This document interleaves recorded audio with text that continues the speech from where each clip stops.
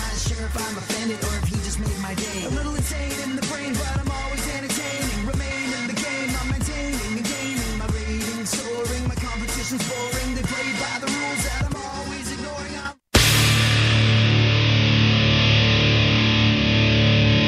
Where the left and right come together for fundamental truths.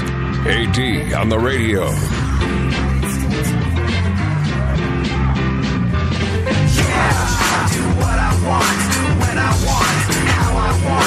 Every day you're going and working, running that rat race at that pace and that place will leave a bad taste for anyone. So you and I are going to get right into it today.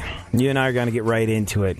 People have been blowing me up about this for the last week or so. And I've been out and I wanted to make sure I did my due diligence, wanted to make sure that I wasn't overlooking anything. And I wanted to make sure I had all my ducks in a row before I weighed in on something that was so important. What am I talking about? I'm talking about Kim Davis, the Kentucky County clerk who went to jail rather than sign off on same-sex marriage certificates. Now, here's the thing. I don't know how you feel about this. I don't know what side of this you fall down on. There's the issue of religious freedom. There's the issue of equality on either side of the political fence in this particular situation. And, we see that an awful lot in this day and age. And I tend to side in a very knee-jerk way, as I'm sure you do often, with the idea of equality. The idea that all men, all of us, and women, even though our founding fathers didn't put that in, but all men are created equal. And we have certain inalienable rights when it comes to the pursuit of things like life and liberty and the pursuit of happiness and all that good stuff upon which this nation was founded. And so therefore, and because it's what I believe in my heart, I tend to knee-jerk to the side of equality in situations where religion is pitted against another person's right to live a full and happy life. Now, here's the thing about the Kim Davis debacle. I can't believe it. I cannot believe I am saying this. But I stand with an absolutely abhorrent piece of human garbage that is everything I am opposed to. I stand with Kim Davis. What the hell? How'd that happen? After this conversation, I think that you will too. It'll be hard for you to stomach. It'll be difficult to relate to. But after this conversation, I think you too will stand with Kim Davis, at least in principle. Here's why. Kim Davis, the Kentucky County clerk who went to jail rather than sign off on same-sex marriage certificates, is free. She was released from jail Tuesday morning. To celebrate her release after doing hard time, i.e. a whopping 6 days in prison after being persecuted and martyred for not being willing to have her name on a marriage certificate for gentlemen who prefer the romantic company of other gentlemen and women who really love arts and crafts together. That's what they mean by scissoring, right? Oh. But anyways, she did hard time, i.e. a whopping 6 days in prison after, like we said, being persecuted and martyred for not being willing to leave her name, have her name on a marriage certificate for gay folks. Now, what did she do after she got out of jail? After she got out of lockdown? Davis did what any pious, principled, God-fearing Christian who puts the Lord first in their lives would do when they feel that our almighty Creator's protection and love is in their hearts. What did she do? Go directly to church, drop to her knees, and give prayers of thanks as she felt God's unending charity and love flow through her? Nah, don't be ridiculous. She held a press conference. She held a press conference with GOP presidential hopeful Mike Huckabee. Did you see this? She held a press conference with Mike Huckabee, and like Stallone getting ready to pound Mr. T into hamburger, came out to Survivor's Eye of the Tiger. And Huckabee was there, all over it. Huckabee was out there fame whoring to the religious right for all he was worth, desperate desperate to cash in on camera time, tailor-made to grab attention and adulation and campaign finance and votes from the non-thinking, non-opposable, thumb-having, mud hut-dwelling, cross-burning, bigoted brusbands and sister-wife contingent. Now, that might sound judgmental to people that are just looking to express their religious freedom, but did you see? I mean, it was kind of cut off of the mainstream cameras, but did you see what members of the crowd were holding up at that rally? Members of the crowd at this Mike Huckabee, Kim Davis rally, members of the crowd held up signs which read, AIDS, judgment or cure, and we ought to obey God rather than men. Yeah, that one I can kind of let people slide on. That's just the conviction of their faith. But AIDS, judgment or cure? Ooh. Oh, the other one. The other one. That's cute. Got AIDS yet? AIDS, judgment or cure, and got AIDS yet. Pretty ugly stuff. Like I said, earlier in the day, this is how she got out. Earlier in the day, a federal judge ordered Davis's release, ruling that keeping her behind bars would service no further purpose since her office has begun issuing marriage licenses to same-sex couples while she was on lockdown. Like I said, an ugly scene, and in a weird way, when I knee-jerk to siding with equality every single time, I find myself conflicted, and I think you will too when we get to this when we get to the end of this conversation, because you too will probably, in a weird way, stand with Kim. Wait, what the F? How'd this happen? AC/DC was formed in 1973 by Angus and Malcolm Young in Sydney, Australia. The brothers came up with the name, an abbreviation for alternating current direct current electricity, when their sister saw it on a sewing machine. Their older brother was a member of the Easy Beats, one of Australia's most successful bands in the 60s, who had an international hit with Friday on My Mind.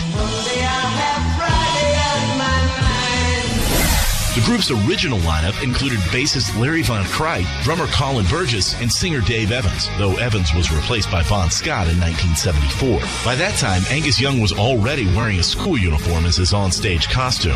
In 1975, AC/DC released their debut album, High Voltage, which was recorded in only 10 days in Australia. Mark Evans and Phil Rudd replaced Van Crite and Burgess after the album, and the new lineup released their follow-up, TNT, later in 1975. 'Cause I'm TNT, I'm dynamite. A compilation of both albums was released internationally in 1976. Following 1977's Let There Be Rock, Evans was dropped and was replaced by Cliff Williams. All things AC/DC, info, music, and more are on iHeartRadio, keyword AC/DC. And now, this week's Rock Almanac. Hi, I'm Chris, and this week in 1966, the Beatles started a 6-week run at number 1 with Revolver, their 9th U.S. number 1 album. 1968, The Doors' Waiting for the Sun began a 4-week run at number 1. On September 7th, 1968, Led Zeppelin made their live debut in Denmark. Billed as Yardbirds, 1,200 people attend. Not bad for first gig. John Lennon's Imagine album was released September 9th, 1971. Peter Frampton and his entourage visited the White House September 8th, 1976. After a full tour, they watched television with President Ford. That's your look back at this week's Rock Almanac.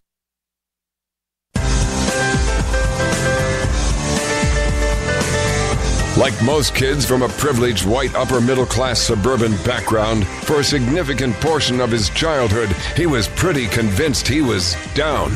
AD on the radio. Yeah, oh, let's go. Talking that mess, better act like you know. Oh, let's go tonight. Walk away, punk, yeah, bitch. That's right, I know this. You're nothing but a punk, bitch. You're nothing but a punk, bitch. So walk away, yeah, yeah. I can't believe it. I cannot believe it. Can't believe I'm saying this. But I stand with an absolutely abhorrent piece of human garbage. I think. That's my snap judgment. I'm sticking with it. I stand with an abhorrent piece of human garbage that is everything I am opposed to. I stand with Kim Davis, the Kentucky County clerk who went to jail rather than sign off on same-sex marriage certificates. And after this conversation, I think you will too, at least in principle. Here is why. Kim Davis, Kentucky County Clerk, went to jail rather than sign off on same-sex marriage. She got out this past Tuesday, just gone by, and after she got out, after she was martyred for her religious beliefs and spent a whopping 6 days in jail, she did, like we said, what any pious, principled, God-fearing Christian who puts the Lord first in their lives would do, held a press conference. She held a press conference with GOP presidential hopeful Mike Huckabee. Came out to Eye of the Tiger by Survivor. They're not cool with that, by the way. I think they're planning on suing. But anyways, even if it is a matter of principle, a matter of religious freedom, a matter of not being persecuted for your religious beliefs, the rally was kind of an ugly thing. You didn't see it on most of the coverage of it, but there were people holding up signs there at the rally saying things like AIDS, judgment or cure, and got AIDS yet? Yeah, that's pretty thinly veiled. A little razor sharp right on the nose. Anyways, earlier in the day, this is how she got out. A federal judge ordered Davis's release, ruling that keeping her behind bars would serve no further purpose since her office has begun issuing marriage licenses to same-sex couples while she was on lockdown. So her protest made absolutely no difference. Now, as part of his ruling, the guy that let her out of jail, this guy, David Bunning, U.S. District Judge, warned that Davis could not continue to stop legally eligible couples from receiving marriage licenses. Huckabee was all up in it, though. Mike Huckabee, presidential hopeful, he stood next to Davis when she greeted her supporters. He even vowed to, if possible, go to jail in her place. Okay, come on. Pull this one over to the side of the reality turnpike. At what stage in the game has that ever worked? Well, I'll go to jail in their place. No. It's them being punished, not you. Shut up. Like, I get it. You're convicted. You have your convictions, your religious ones, and you're principled. But in no way, shape, or form is it possible to go to jail on someone else's behalf. It never has been, never will be. Shut up. That's ridiculous. Fellow GOP candidate Ted Cruz was also there. Huckabee made it clear, though, that this was his God hates, gay slur that rhymes with the name of the most hilarious comedian of all time, Bob Saget party, not Cruz's. Huckabee made it clear that it was his God hates that particular gay slur party, not Ted Cruz's. Huckabee, in case you did not know, he's a former man of the cloth. And he wasn't about to let anyone else look like they love God on his watch. He effectively bounced Cruz physically. He sent one of his aides over to physically block Cruz from speaking with reporters. He blocked him from being in the crowd. He blocked him from getting on stage. Cruz, like I said, effectively bounced from a public rally. And please look online. You have to see Cruz's face in the pictures. It does not look like God's love is flowing through him. He doesn't look like anything is flowing through him. He looks almost constipated with rage. By the way, before people that are fans of Cruz and Huckabee start to feel like this is a witch hunt, let me go on the record and say there are a lot of issues that both Huckabee and Cruz feel passionately about, advocate for, that I'm way behind and into. And many things that ignite my desire to pull the lever for democracy exist in those two guys. It's just that constant Bible-thumping, judgmental, God speaks through me, not through you stuff that gives me the screaming heebie-jeebies. Because, well, if you're like me, you have this antiquated idea that our founding fathers put forth back in the 1770s that church and state shouldn't have anything to do with each other, based on the idea that when church and state aren't separated, you get massive corruption of both of those things. You know, like when psychotic dictator types find passages of the Bible and twist them to support things like, genocide, a la Hitler. Oh, yeah, it's true. That whole mark thing that was talked about in the story of Cain and Abel in the Bible, God puts a mark on him. The mark was never defined, and they never say what the mark actually is in this story. In the story of Cain and Abel, if you're like me, if you interpret it the way I do, the story of Cain and Abel is meant to have the practical upshot of God saying to man, hey, look out for one another. You are, in fact, your brother's keeper. Am I my brother's keeper? Yes, is what God says in that situation. So, You're your brother's keeper. Watch each other's asses. That story of God telling man that he's meant to look out for his fellow man has been twisted by white supremacists who said the mark was being black, by settlers looking for an excuse to wipe out natives who said the mark was being brown, and by Hitler who said that the mark was being a Jew. Anyways, yeah, separation of church and state, yada, yada, yada, whole other show. I'm just saying a lot of what Cruz and Huckabee stand for, in my eyes personally, is pretty legit. And a lot of people don't hear it because they have to work the words God and Jesus and abortion and gay and going and to and hell into every other sentence. Now, Cruz wasn't happy. He wanted to show up at the I love God, I believe in equality and religion and all the above, as long as it's my version of it rally for Kim Davis. And he wasn't happy that he wasn't allowed on stage. Mike Huckabee was like, yeah, no, it was my rally. I paid for it. I got the permits. No, you can't grandstand on my loving of God. That's my loving of God. The New York Times went on the record saying that Cruz, quote unquote, appeared incredulous. A few moments later, Huckabee was there standing shoulder to shoulder with Davis on stage while Cruz, quote, stood off to the side, keeping an unusually low profile during the event. That's because he's been bounced out of it by Huckabee's goons. Oh, by the way, the band Survivor, not cool with Kim Davis coming out to Eye of the Tiger. Not cool with them using their music, with her using their music to fame herself out. They put on their Facebook page, no, we did not grant Kim Davis any rights to use Eye of the Tiger. I would not grant her the rights to use Charmin. That's according to the guys from the band. They also said, come on, Mike, you are not the Donald, but you can do better than that. Now then, back to the matter at hand. Let's take a look at Kim Davis, who I weirdly enough stand with, and let's delve into her character. Is it because of her fine, moral, upstanding, true blue character that I support her, that I stand with her? Let's take a look at this broad. I mean, not literally look at her. That is, that's unpleasant. Let's consider her track record with the institution of marriage. Here is the chronological order of events with regard to her matrimony. First, she married husband number one. While she was married to husband number one, she fathered twins with husband number three. I know we skipped ahead, but stay with me. Then she divorced husband number one and married husband number two. Already had kids with husband number three. Now, husband number two, being the type of upstanding citizen he was that wanted to do right by her and her children, husband number two adopted her kids that she had with husband number three. Then after he adopted her kids, what did she do? She divorced husband number two and married husband number three. I know. It's a complicated web we weave. What a tangled one it is. But it gets better. So, she divorces husband number two, who had adopted her kids. Are you updating your scorecards? And then married husband number three. Things did not work out with husband number three, and she divorced husband number three and then remarried husband number two. Staunch defender of biblical traditional marriage.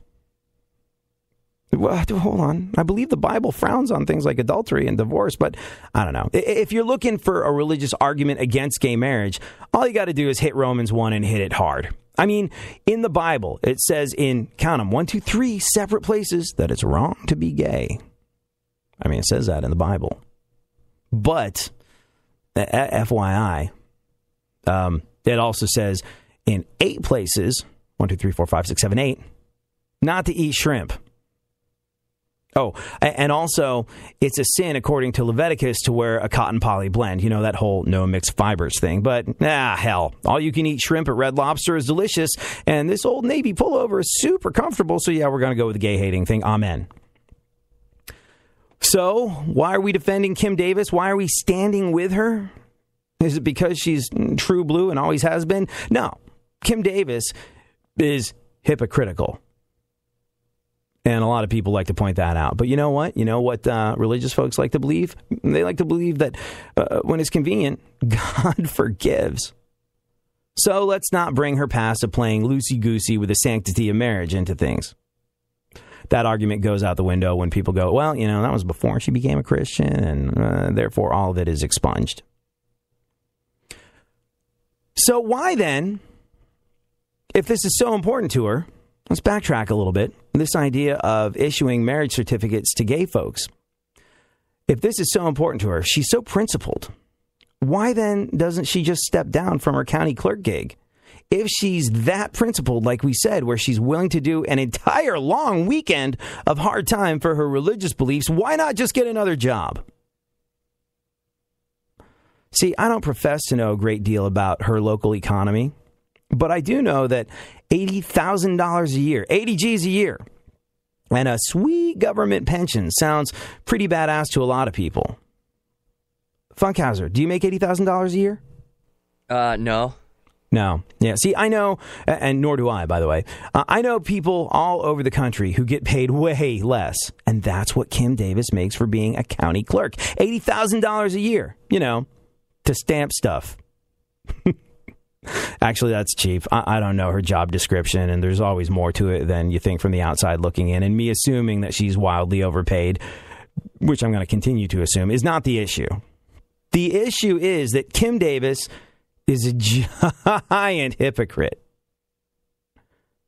And she may or may not be a bigoted, hateful, homophobic, radical, zealous, dangerously stupid idiot. She may or may not be that. We don't know. I don't think we know enough to make that decision. And people that leap to that decision, well, more fool you. But while she might not be all those things, while she may not be a bigoted, hateful, homophobic, radical, zealous, dangerously stupid idiot, one thing is for certain. Bigoted, hateful, homophobic, radical, zealous, dangerously stupid idiots rally around her like flies on a big steaming pile of Satan's stool. She's become like a mecca for this type of people. The people that hold up signs saying AIDS, disease or cure at her rally. So it's perplexing, right? Why do I stand with Kim? Why do I think that you are going to as well? How does that all shake out? Like we said, if you're like me, you tend to knee-jerk to the side of equality on a regular basis. And this flies in the face of equality. So why then do I stand with Kim? Well, first and foremost, voters in her hood do. Voters. It's not for you or me to stand with her or against her. She's in an elected position. She's in an elected position. Now, there's that argument that, hey, you shouldn't run for an elected position or you can't perform your job. That whole election platform that most people stand on in some way, shape, or form is, I'm the best person for the job, elect me. Well, the job entails issuing marriage certificates to everyone. And you can't do that according to your religious convictions. How could you be the best person for the job? Well, here's the thing. Gay marriage was not part of the agenda when she ran for her county clerk gig. Hello? And we'll discuss the rest of the reasons why we, weirdly enough, stand with Kim a little later on. Like Theo Huxtable, days like this when I feel untouchable. I try and make up for all the wrongs I did by living my life like a Cosby kid. Jamming on the one like Theo and Stevie. I know it sounds crazy, but you got.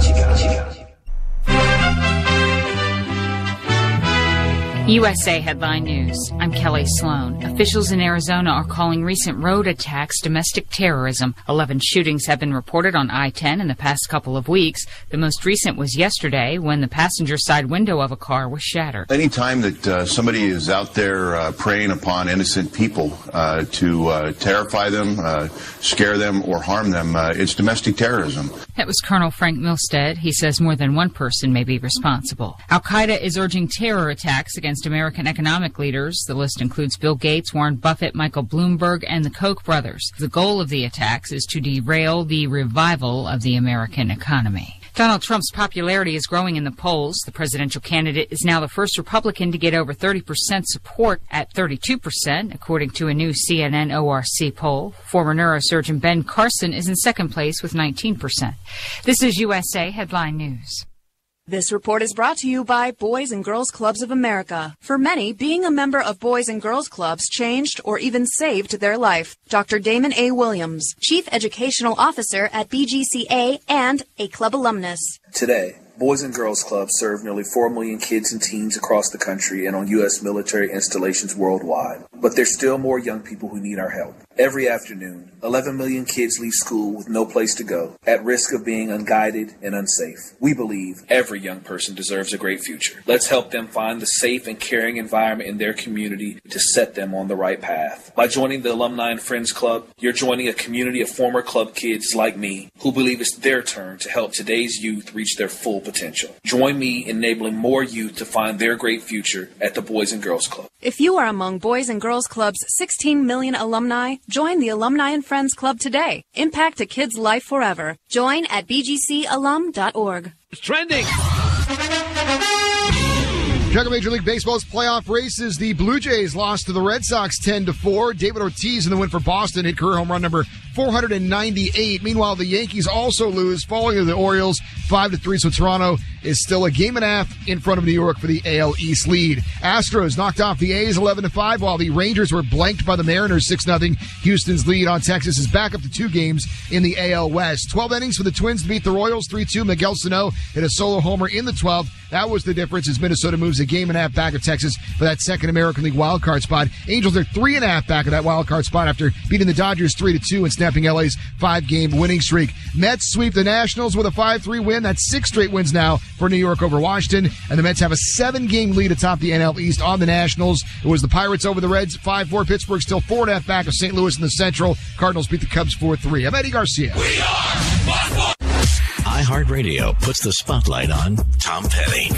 Thomas Earl Petty was born October 20th, 1950 in Gainesville, Florida. When he was 10 years old, Petty met Elvis Presley on the set of the film Follow That Dream. That meeting, plus seeing the Beatles on The Ed Sullivan Show, stoked his interest in rock and roll. Petty formed his first band, Mudcrutch, in 1970, featuring guitarist Mike Campbell and Ben Mod Tench on keyboards. They moved to L.A. and signed a record deal in 1974, but only released one single, Depot Street, before breaking up the next year. In 1976, Petty, Campbell, and Tench joined with bassist Ron Blair and drummer Stan Lynch to form Tom Petty and the Heartbreakers. Their self-titled debut was a hit in Great Britain, and American Girl would later go on to become a radio hit. 1979's Damn the Torpedoes was their mainstream breakthrough, hitting number 2 on the Billboard chart for 7 weeks. Don't Do Me Like That was the band's first top 10 song. Following 1981's hit, Hard Promises, Blair wanted a break from touring and was replaced by Howie Epstein. Long After Dark in 1982 was the first release from the Heartbreakers' new lineup.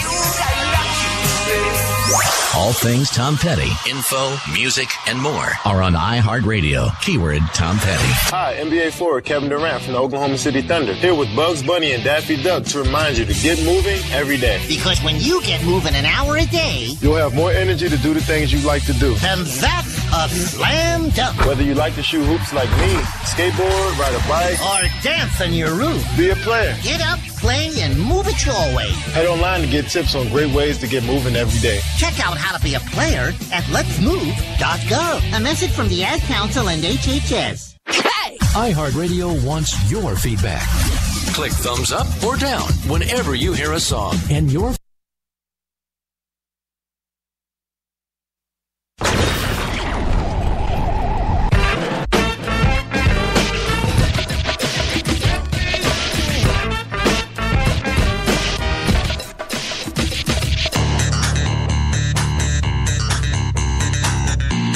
Now, more AD on the radio. Back once again, the ill behavior, delivering and giving you a musical savior. Back once again, it's your boy AD again. Nobody rock a party better than me. Back once again, the ill behavior, delivering and giving you a musical savior. Back once again, it's your boy AD again. Nobody rock a party better than me. So if you're just joining us, if you are just joining us, we are talking about Kim Davis, the Kentucky county clerk that refused to issue gay marriage licenses. Went to jail, martyred herself by doing 6 whole days of hard time. Then had a rally with Mike Huckabee, where people held up signs that said things like AIDS, disease or cure. Yeah. So Now, look, I personally don't know enough about Kim Davis to make a judgment about her, about what I feel is like in her, what I feel is in her heart. I mean, she doesn't have a great track record with the sanctity of marriage, which she's defending. If you missed it earlier, here's the cliff notes of the chronological events, which sort of detail her experience with marriage. She married husband one, and while she was married to husband one, she fathered twins with husband number 3. Then she divorced husband number 1. Then she married husband number 2. Then husband number 2 did the right thing and adopted her kids. Then she divorced husband number 2, and then married husband number 3. That didn't work out, so she divorced husband number 3, then remarried husband number 2. A lot of people were joking that maybe the reason she wasn't able to issue marriage licenses and certificates was because she used all of them. We don't know. We don't know what's in her heart. We don't. I don't. I haven't seen or heard enough to make that decision. But I do know that the worst type of homophobic bigot has rallied around her and her cause. And that in and of itself is enough to, well, make me stand against her. So why then do I find myself standing with Kim? It's confusing, and when you and I are done discussing this, I bet you will too, in a weird sort of way, no matter what you thought before. I mean, the issue is Kim Davis, whether she currently has love or malice in her heart for all people, is, of course, a giant hypocrite. The whole marriage record thing, and then being a staunch defender of biblical traditional marriage, doesn't really wash. I mean, I get it. And I don't know if you've had too many friends that led a checkered life in the past. Maybe it was drugs, alcohol, adultery, or whatever. And then they do that thing where they find Jesus, and that's great. And they're born again, and that's fantastic. And I would never, ever, ever question the value of somebody's faith. But if your friends that have turned over a new leaf and found Jesus are a lot like a lot of my friends that turned over a new leaf and found Jesus, they don't shut up about it. There's no one more prudish, I find, than a reformed whore. And, let's continue before I say something that I oughtn't. Here's the thing. Why do I stand with Kim? First and foremost, voters in her hood do. It's not for you or me to stand with or against her. She's in an elected position. And gay marriage was not part of the agenda when she ran for her county clerk gig, which, by the way, pays $80,000 a year and comes with a government pension. Good stuff. Also, here's the thing. Standing with her, to me, it's part of the law. A law which is a very important one in terms of protecting your individual liberties, my individual liberties. I think the Washington Post summed it up the best. They did the best job of explaining it to me like I was 6. They said, under the Civil Rights Act, both public and private employers, government and private employers, have a duty to exempt religious employees from generally applicable work rules, so long as this won't create an undue hardship, meaning more than a modest cost to the employer. If the employees can be accommodated in a way that would let the job still get done without much burden on the company they're working for, their coworkers and their customers, then they got to let them out because of their religious convictions. You know, I'll give you for instance, switching the employee's assignments with another employee or by otherwise slightly changing the job duties. This is how employers are required by law to accommodate people's religion and religious beliefs. So this is a question. Can your religion legally excuse you from doing part of your job? This is one of the questions in the Kentucky County Clerk marriage certificate case. Can your religion legally excuse you from doing part of your job? Like with a Muslim flight attendant who doesn't want to serve alcohol and who filed a complaint with the Equal Employment Opportunity Commission over the airline's denial of an exemption. And by the way, she'd done this in the past. She was like, I'm a Muslim, I don't want to serve alcohol. And her other employers went, ooh, this is the law, we have to accommodate that. Kathy, can you serve the booze on the flight? Great, fine, everybody's happy. It's not that big of a burden to the airline. It's not going to ground the airplane to do that. But the question of Can your religion legally excuse you from doing part of your job has come up tons of times in the past with regard to things like nurses who had religious objections to being involved in abortions, even just like washing instruments that would be used in abortions. Pacifist postal workers who had religious objections to processing draft registration forms. Jehovah's Witness employee who had religious objections to raising a flag, a task assigned to him. He got out of that. An IRS employee who had religious objections to working on a tax exemption application. You know, religions, that means you're tax exempt. Amen. And this IRS employee didn't want to work on tax exemption applications for organizations that promoted what he thought were things like abortion and homosexuality and worship of the devil and euthanasia and atheism and legalization of marijuana and immoral sexual experiments, sterilization or vasectomies and artificial contraception and witchcraft. So that IRS employee got to skate on his religious beliefs and not have to process those particular forms submitted by those particular groups. There was a philosophically vegetarian bus driver who refused to hand out hamburger coupons as part of a bus company's promotion aimed at boosting ridership. And like we said, there was the Muslim flight attendant that I mentioned before. And it comes up so often. We've all seen this. It comes up so often when people are fine with their job tasks but have religious objections to doing them on particular days, i.e. Saturdays and Fridays after sundown. So, why then do we continue to stand with Kim? Is it becoming a little bit more clear? We'll elaborate in a second. Nothing's gonna change how I feel today. Nothing's gonna get in the way of my perfect day. Perfect day. Sunshine coming my way. Nothing's gonna change how I feel today. Nothing's gonna get in the way of my perfect day. Perfect day. Welcome about 10 with perfect. Light on Creedence Clearwater Revival. In 1969, CCR released 3 albums, starting with Bayou Country in January. It topped out at number 7 and had the number 2 hits, Born on the Bayou and Proud Mary. Next was August's Green River, which topped the Billboard 200 and had its own number 2 hit with Bad Moon Rising. The band was one of the headliners at Woodstock, but they didn't take the stage until 3 a.m. after the Grateful Dead's jam session ran late. Following Woodstock, CCR's third album of 1969, Willie and the Poor Boys, came out in November. It took its title from the number 3 hit Down on the Corner and also featured their iconic cover of the folk song, The Midnight Special. Let the midnight special shine ever loving light on me. Cosmo's Factory was released in 1970, taking its name from the warehouse where the group practiced early on. It was CCR's second number 1 album, with the number 2 singles, Traveling Band, Looking Out My Back Door, Long As I Can See the Light, and Who'll Stop the Rain. During the album's recording, tensions arose in the band that would soon come to a head. All things CCR, info, music, and more are on iHeartRadio, keyword Creedence Clearwater Revival. iHeartRadio goes one-on-one with Mike Rutherford to discuss the art of songwriting. I've learned one thing over the years is that actually you can't control it. You can't force it. You can't analyze it. You can't worry about it.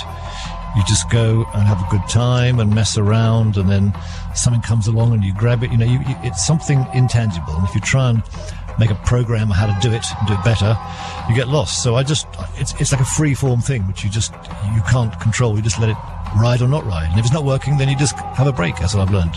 Keep listening to iHeartRadio for more Mike Rutherford and all your favorite artists.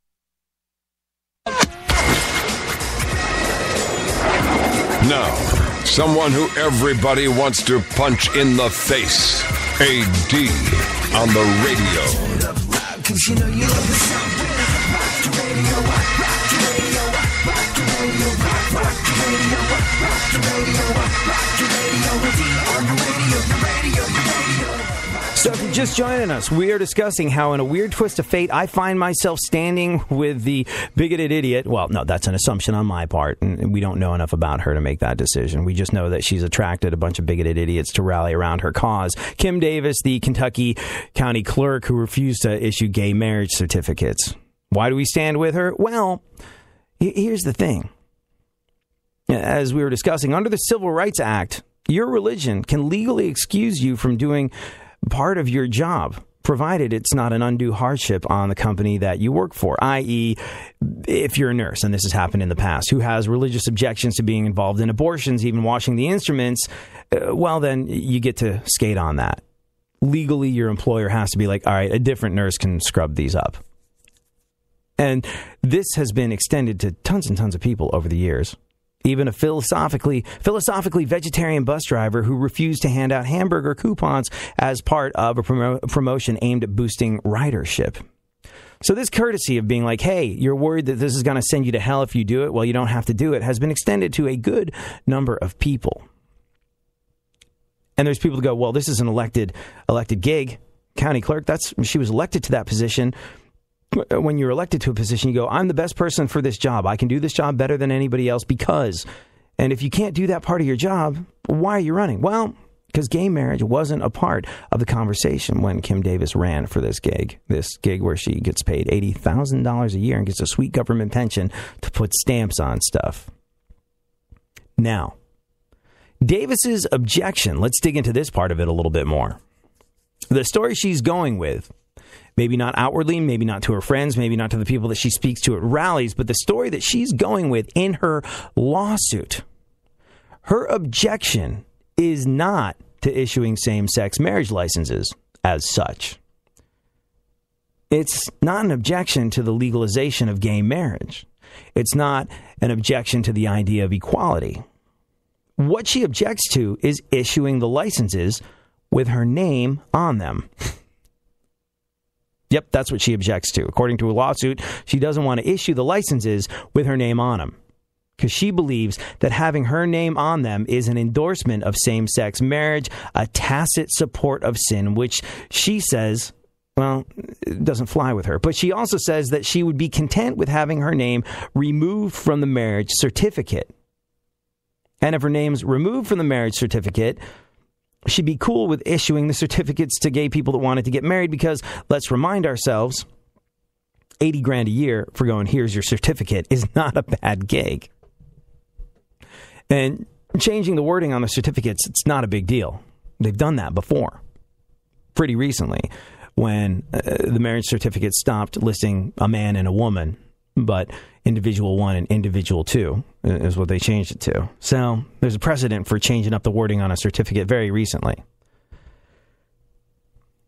But think for a second what it must be like to live in this woman's head. If you're scared of your version of religion to the ridiculous degree of thinking that not having your name on something is going to save you from going to HE double hockey sticks, then I feel bad for you because your brain is a confusing and muddled place to inhabit. I mean, can you think for a second what it must be like to go through life that way, being certain that if you issue a certificate that allows gay people to get married with your name on it, you're looking at an eternity in hell being spit roasted by Satan himself. But if your name isn't on it when you give it to the gay couple getting married, you're golden.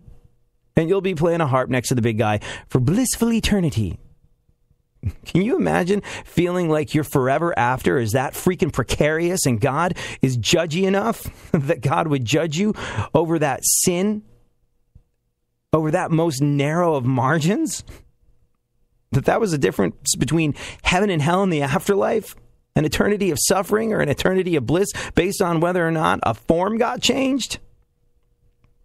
God's a lot more bureaucratic in her mind than he or she is in mine. Like I said, the inside of her head, Kim Davis's head, has got to be a weird place to be. And if you look at her in the eyes, if you look at her eyes, I think you get the vibe. Her head is a weird place to be. See, this is the thing, though. Freedom. A republic, the idea of democracy and individual liberty, it's a messy and difficult concept that doesn't always work like well-oiled machinery. Freedom, a republic, the idea of democracy, these things grant rights, not only to you and me and other right-minded people who know what the hell is up, but also to bigoted, hateful, homophobic, radical, zealous, dangerously stupid idiots who I wouldn't trust to sit the right way around on a toilet seat. And once you start going, hey, this person is stupid, they should not be allowed to have the same rights as me because they're retarding human progress. Once you start to make judgments like that, like, this person is not, in fact, equal to me. They shouldn't have the same rights as me because they're too stupid to know what to do with them. As much as sometimes it's crystal clear that that's the case. Once you start making that judgment, you're a hop, skip, and a jump away from being a failed German art student with a laughable mustache who's starting to wonder why people of a certain religion seem to have so much money. And that's not okay. History tells us that that's not okay. Me, personally, and I gotten a lot of email and tweets about this. I actually got one email from someone who was like, you have to talk about this. I want to get your take on it because I'm conflicted. Well, my take on it, I suppose, is this. I personally think that Kim Davis should shut the hell up and go the hell away and never darken my news feed again. But because I am not king, even though, let's be real, I totally should be, I find myself, because of my principles, because of the principles upon which this country is founded, I find myself compelled to stand with a bigoted, hateful, homophobic, radical, zealous, dangerously stupid idiot. Yeah. Weird as it effing sounds, when you boil it down and you look at who's got the right to do what, and how these concepts of freedom and equality are so important to the fabric of our nation and what helps our world go around. When you look at all these factors, you find yourself saying, I can't effing believe it. WTF, this makes no sense, but I stand with Kim. I don't agree with what you say, but I will defend to the death your right to say it. That's a quote that's often attributed to Voltaire. It's not Voltaire. I see people riding around with these bumper stickers.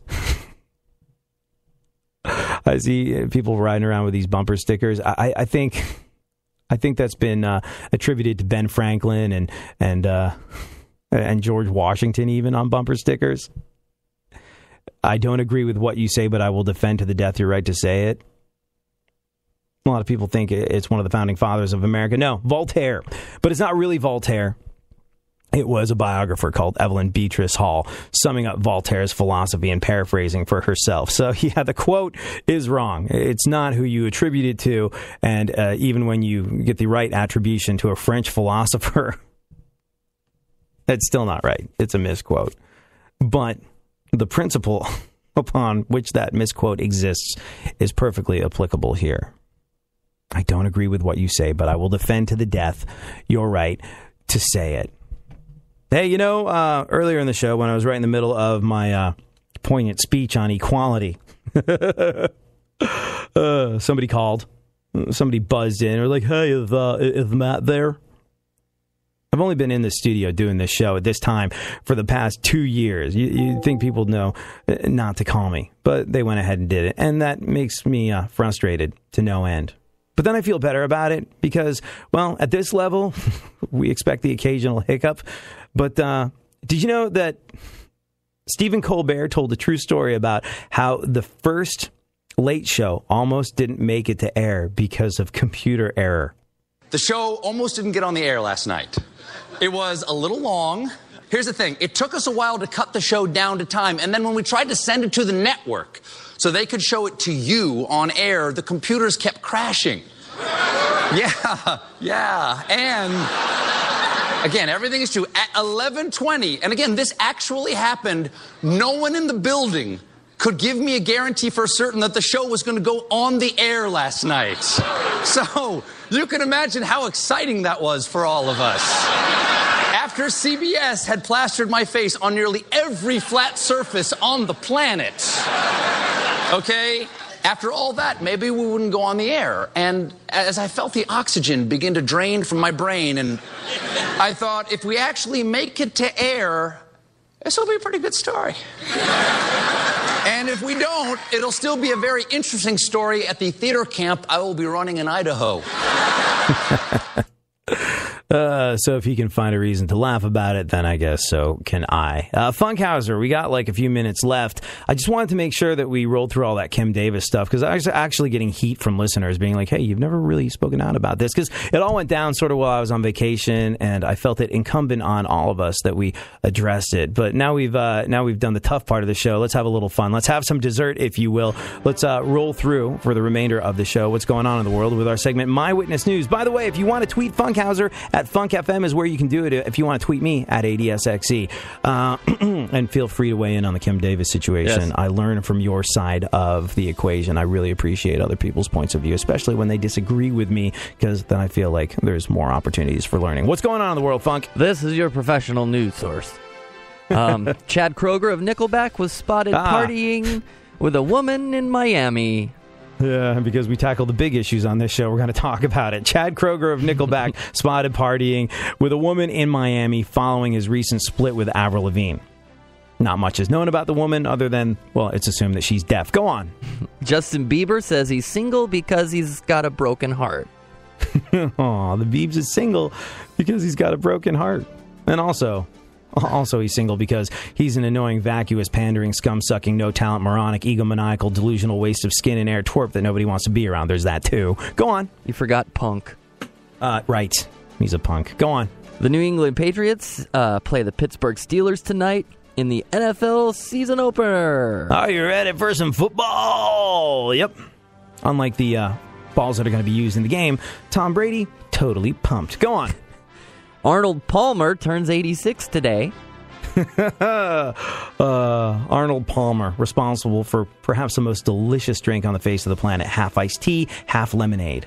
And he turns 86 today. That makes this a good time to remind everyone. And Arnold Palmer is not actually the healthiest drink in the world, because usually it's made with sweet tea and lemonade, so it's got all the sugar. It's definitely a pre-diabetic drink. But bear in mind, an Arnold Palmer, still a hell of a lot safer than that time-honored cocktail, a Bill Cosby.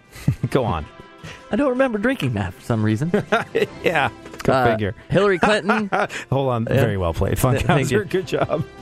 Hill Dog's in the news. Hillary Clinton apologized for her email scandal and said she's learned her lesson. Yep. She's learned her lesson after the email scandal. From now on, she's going to do everything on Snapchat. 8 seconds here. 8 seconds of cankles. All right. Go on. Did you see pics of Kim Davis's husband in the overalls and straw hat? Yeah, Kim Davis's husband was representing, wearing overalls, wearing a straw hat. He's her fourth husband. Where'd they meet? Homophobicfarmersonly.com. Thank you so much for hanging out, being part of our radio family. Especially thanks to our new radio family in Orlando, Florida on Real Radio 104.1. Join in the conversation. Tweet us at ADSXE, at Funk FM. We'll be back next week. We will do this all over again. Thank you so much.